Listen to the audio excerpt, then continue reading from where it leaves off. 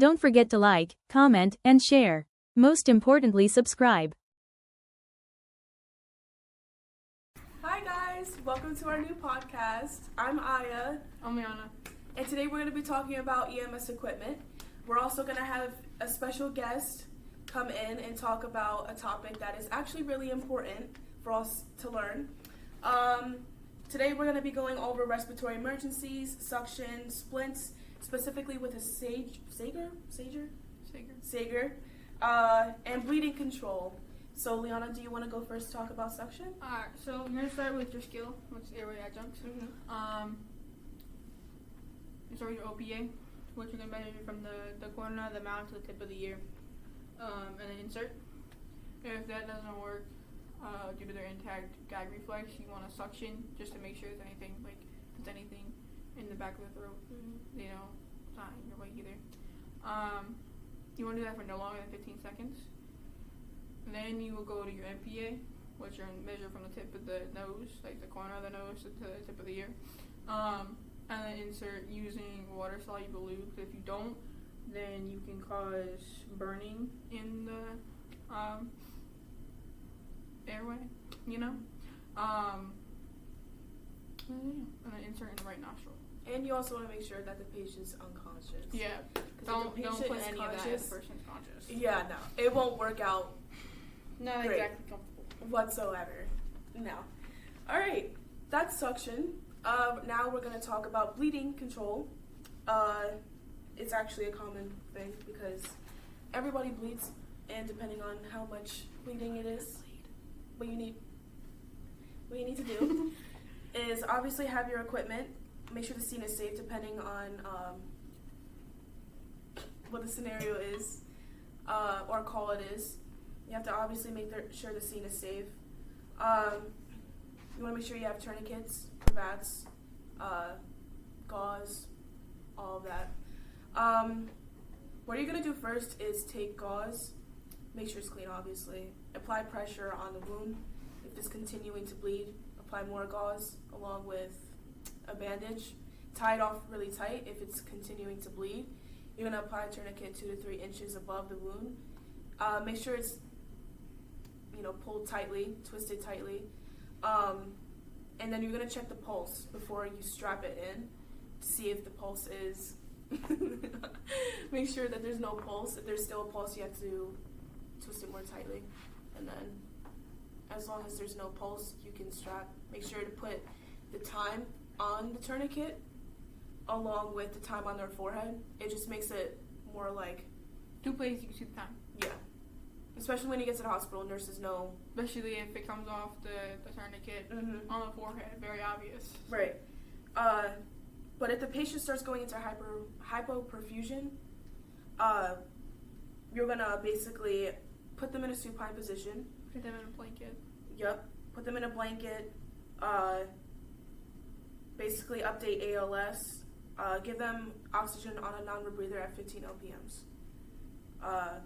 Basically make sure that they're warm too, because you don't want them to go cold whatsoever, because they're already losing blood. Yeah. You don't want to. They're pretty much losing their temperature. So. Exactly. You don't want to lower the risks of their life. Yeah. So yeah, make sure that they're warm.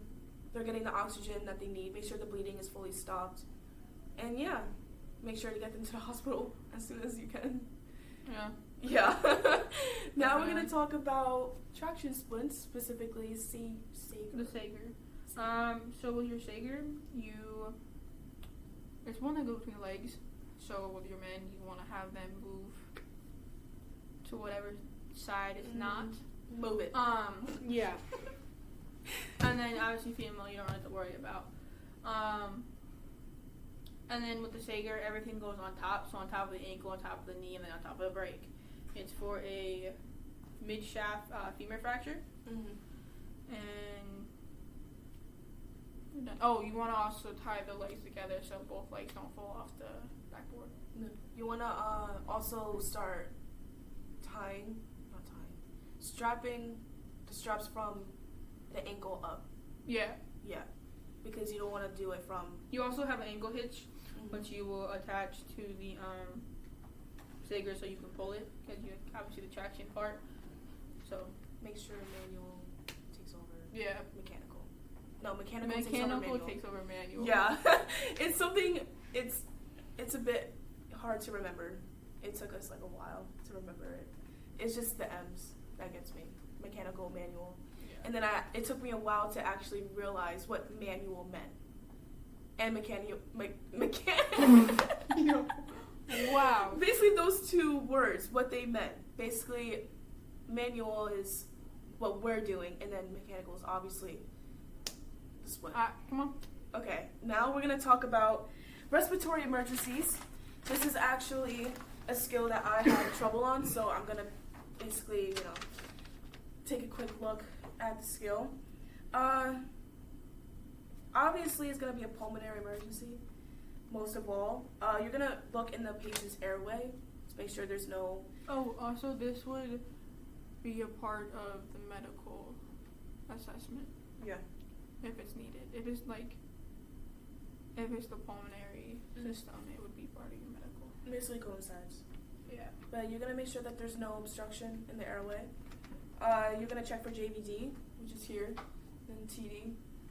You're going to check for lung sounds, right here, and then here. Not here, where it's basically on the stomach area. You want to make on the sides. Basically, like, somewhere near your ribs, but not on your ribs, because you won't really hear anything. But anyways, also you can check the back, too.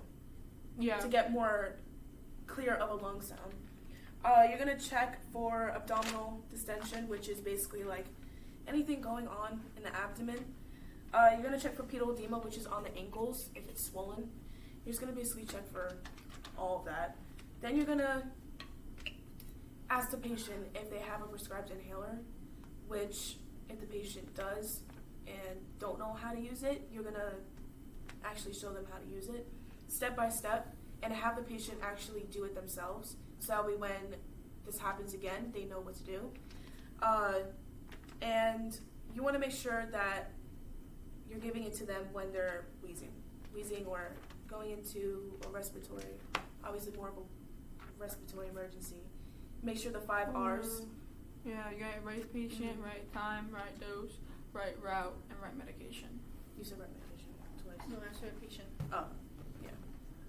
Anyways, make sure of all of that because you want to make sure you are treating the patient as well as you can. Make sure that the patient took their emergency inhaler, or you administer albuterol. Out my mouth, out my mouth, out my mouth, out my mouth. 2.5 milligrams, 3 milliliter dose, and 6 to 8 liters of oxygen with a nebulizer. If they can't tolerate by holding the nebulizer, you're going to give them a non-rebreather. You're going to put it on a non-rebreather, but also make sure that the albuterol part of the nebulizer goes to the non-rebreather, so they don't have to worry about holding it, or if they're feeling weak, they can just lay there and still get the albuterol that they need. Also, she didn't fart. That was her mouth. If you guys heard that, she didn't fart. And if the symptoms persist and gets way more worse, you're going to use CPAP, which would give more oxygen and basically more that they need. If things get even more worse, you would contact med control, ask for additional albuterol and epinephrine, and then make sure to get the patient to the hospital as quick as you can, to the nearest hospital, obviously. Yeah, so they don't croak. Mm-hmm. Yeah, that would be very scary. Very scary. All right, now it's time for our special guest, Kevin. You want to come in? Oh. Hi, Kevin. Here. This is Kevin. This is a real life EMT. Say what, anything you want to say about being an EMT. It's fun. I mean, you sit around and get paid sometimes. Other times you run and get paid, but it's fun. It's good. You would suggest it for people that wants to be medical? Yeah. Good. Okay. And how long have you been in EMT for? I think I said 2 years. I don't know. I've been volunteering since December of 23. So. Wow. Okay. All right. Cool. Now you're gonna talk to us about cardiac management. Cardiac management, sweet. Make sure scene's safe. All right, my scene's safe. You gotta you okay? They don't respond. Tap and obviously. You know, you feel you do a little quick check. Oh, they ain't breathing, huh? So you have your partner start the pushy while you slap some pads on. Turn on your AED, follow all the prompts. You're gonna give a little shocky shock, and then a little breathy every once in a while, and they live. Okay, thank you, Kevin. Thank you. Now, pushy basically is referring to compressions during CPR because... And your breathy breathe. Yeah, and breathy breathe is giving oxygen to the patient using a BVM. Why am I saying non-rebreather? To BVM. And yeah, so that's today's episode on EMS equipment, and you guys know a bit more additional things about it. And if you guys want to go into the medical field, EMS is actually a really good, class to get into. And you guys are fine. What was the name of our podcast? Cleo, yeah. So yeah, thank you guys for watching, and hope to see you guys soon. And hope you guys liked. Make sure to subscribe, turn notification bell on. Okay, bye guys. Get out. Hi guys, welcome to our podcast. Cut. We can't. Hi guys, welcome to our podcast.